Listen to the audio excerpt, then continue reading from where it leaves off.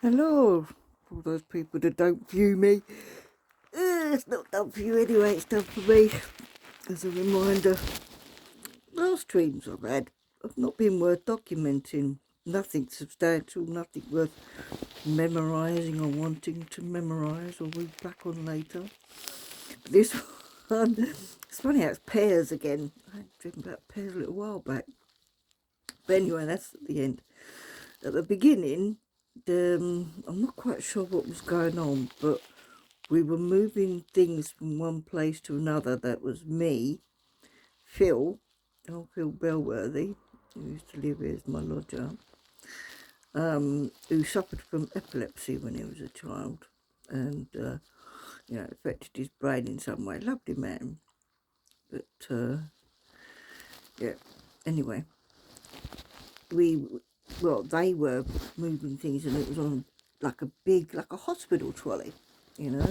So we were moving things from one place to another. And like I said, I have no idea where they were from, but I knew that it was wrong what they were doing, that it was like illegal.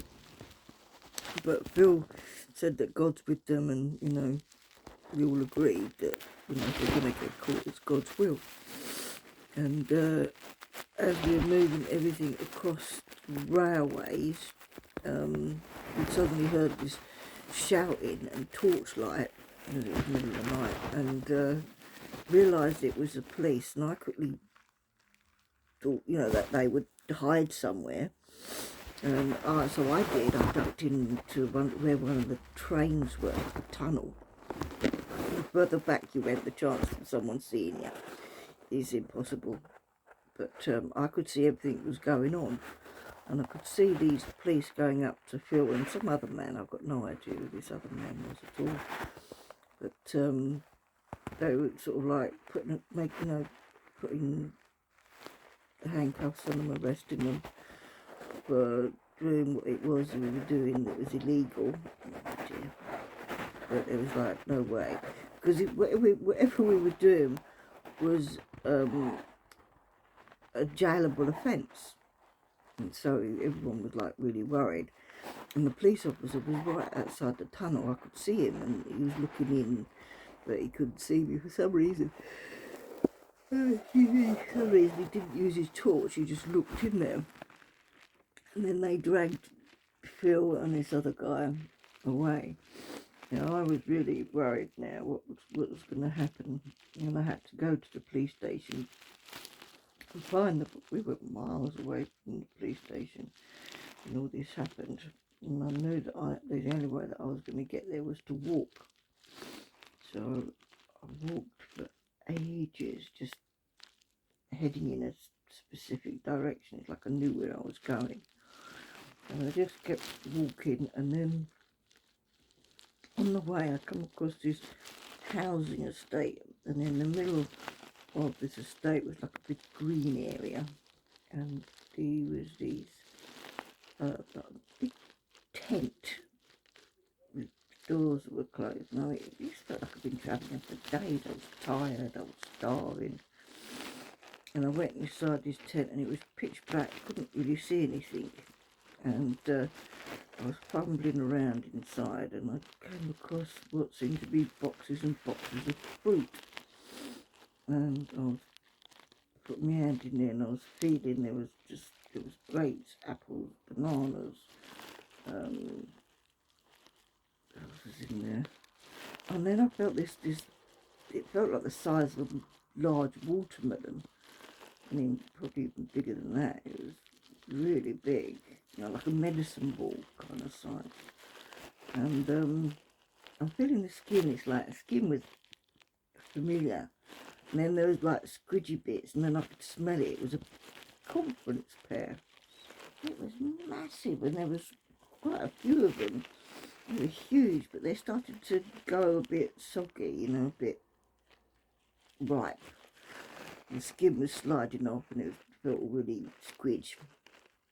But one of them weren't too bad. And I thought, right, I'm going to get that one. And I got some more fruits and bits, and I put it all to one side, and I found a bag, and then the light started to seep in. I think the daylight was starting to come through the tent. The tent was white, so it was able to, you know, make it brighter inside the tent. Still so tired. Anyway, there was other boxes that had chocolates in and biscuits in and other things, and it's like, I helped myself, and so I just started to put things in bags and collect things. And there was this box of chocolates with every chocolate had a ring inside it, and it was called a Waterstone. I don't know what that is. I know it's a bookshop, and on the picture they look like rubies and emeralds and diamonds and things like that.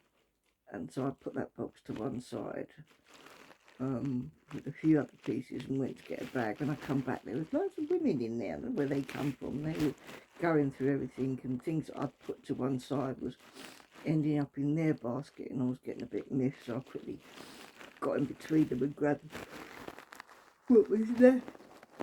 There wasn't much left, and I thought, well, you know what I've got to do. And walked out with this bag full of stuff, and you know, this woman started talking to me, and I said, lied to her and said that I was a friend of Mrs. whatever her name was, lived at number 22, and it was like, oh yeah, I remember them, they lived there. And I think, yeah, I remember, I just made that up. And then I started to leave that place, and knew I was heading towards the police station, so I continued heading towards the police station. And there I found Phil and his friend, and they were, said they were arresting him for whatever it was. Oh, God. So I'm tired, I just woke up. And they then, they said that they were going to go into the courts. And I said to Phil, what he needs to do is let them know that he's simple-minded. Now, Phil doesn't like to be called simple-minded, because as far as he's concerned, he's average, the same as everybody else. And I said, well, that's the only way you're going to get off this charge, you know. Are you going to have to say you're average like everybody else and go to prison? And he pleaded that he was not average, he was mentally unstable, a bit simple, and he explained because of his epilepsy, and they managed to, you know, the judge took that into consideration after the lawyer told them, and he was set free. And then we went to a restaurant where we sat and ate food that was in the bag that I got from the tent. And then, you know, everyone was cheering. I don't know why, they were cheering at Bill. And then I woke up. Oh, I don't know why I'll be ordered. I mean, woke up at 49. I mean, it's now 10:30. I do that. I wake up at 9:30 and then not go to sleep till, not get up until about 12 o'clock. Miss breakfast altogether. Because I think, well, what else have I got to do today? House is tidy. Right, dishwasher needs emptying, and I need to clean the kitchen floor. But everything else is tidy. And then all I do is sit and read the Bible, watch some Christian movies. Don't need to go out anywhere. Anyway, I shall say goodbye.